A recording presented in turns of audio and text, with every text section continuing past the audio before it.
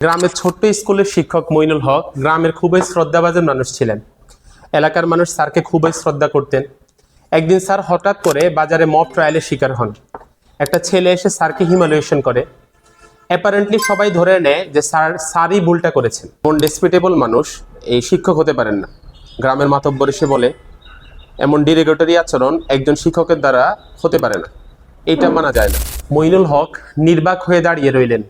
তিনি অ্যাকিউজ করলেন, চুপ থাকলেন, কিছু বলতে পারলেন না। পরের দিন স্কুলের হেডমাস্টার ব্যাপারটা আনভেল করলেন এবং জানালেন যে স্কুলে ফেল করা স্টুডেন্টরা রাগ করে স্যারের বিরুদ্ধে এমন মিথ্যা অপবাদ নিয়ে আসছে। এই গল্প থেকে আমরা যেই সকল ইংরেজি জানতে পারি: 1. মক ট্রায়াল, জনগণ কর্তৃক বিচার। 2. হিউমিলিয়েশন, হয়রানি। 3.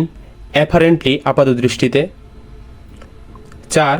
ডিসপিকেবল, ঘৃণ্য বা জঘন্য। 5. ডেরোগেটরি, মর্যাদাহানিকর, অপমানজনক। 6. অ্যাকুয়েস্ট, মৌনসম্মতি। 7. আনভেইল, উন্মোচন করা, প্রকাশ করা।